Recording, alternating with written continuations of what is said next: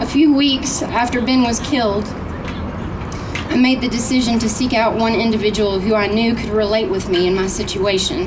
Her name is Susanna Hupp. I had learned about Susanna and the Luby's cafeteria massacre when I got my handgun carry permit. Susanna will be here to help all of you get the restaurant carry bill. She's coming on Wednesday to testify.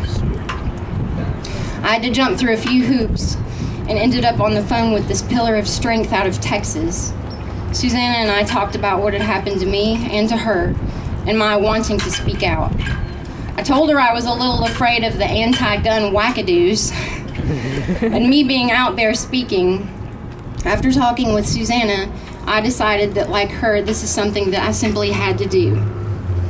I've not met Susanna face to face yet, but I am scheduled to speak at the Second Amendment rally on Washington, D.C. this April, and she will be there speaking as well. So I look forward to meeting this incredibly strong and witty woman who gave me the encouragement to step forward. I want people to understand why protecting your loved ones is so very important. I don't want Ben to have died in vain. Please, please learn from our story and do whatever you have to do to protect your loved ones at all times. I was legislated out of my right to protect Ben.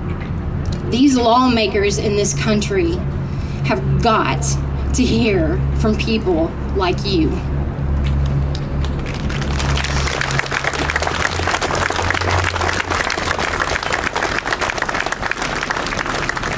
Please don't let someone you love be a pure victim like Ben and I were, because some lawmaker in a fancy suit on Capitol Hill, who is far removed from reality, decided that guns cause crime. If guns cause crime, then my guns are defective. The guilt I carry with me every day for not being able to save Ben is corrosive to one's spirit. The flashbacks are horrible. Seeing your spouse lying in a pool of their own blood is something that you cannot get out of your head. If you don't have a handgun carry permit, get one. If you don't have a firearm for self-defense, get one. Carry the damn thing. Carry it concealed and nobody will know any different. If you are not a member of the NRA, become one. And I just want to thank someone here that's very, very special. Her name is Linda Walker.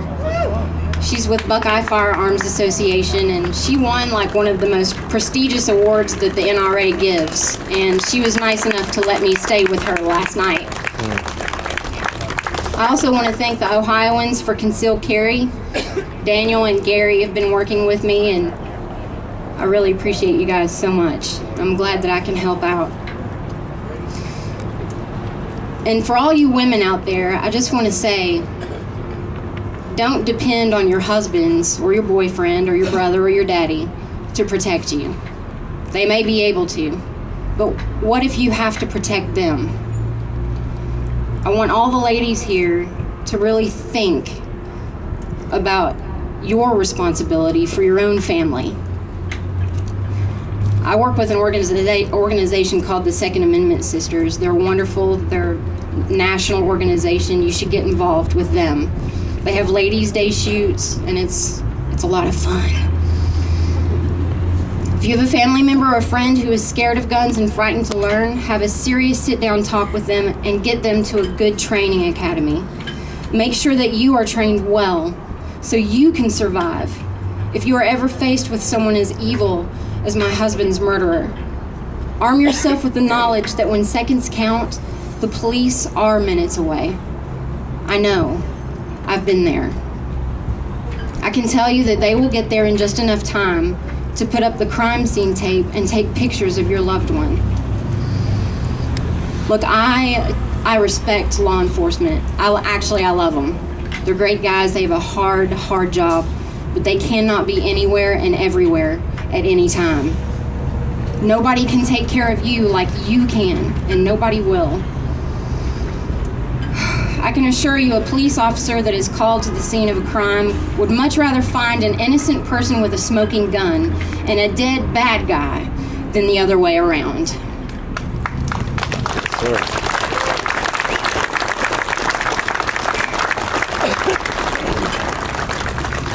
I know many police officers, and they all say the same thing. Protect yourself, because we cannot always be there. The only thing they would stress is make sure that you are trained well so that you know how to use your firearm in a safe and law-abiding way for self-defense only. Perhaps I was meant to be dead on that cold restaurant floor alongside my husband. Once the trial gets started, I believe the public will know what that man's true intentions were, and I believe it included my death as well. So to even be here and have the ability to speak to you is something I have mixed emotions about. I feel grateful and guilty at the same time. Consider me a messenger who is not supposed to be here to spread the message if my stalker had been completely successful. I believe I foiled his ultimate plan when I went to get that manager and disappeared from his line of sight. Perhaps some lives can be saved with mine and Ben's story. Maybe one day in the future, someone who never thought that much about carrying a weapon for self-defense does end up getting the training and carrying because they heard of what happened to Ben and I. And when their attacker shows up, the good guy survives for a change. Life, love, peace, and happiness is worth fighting for.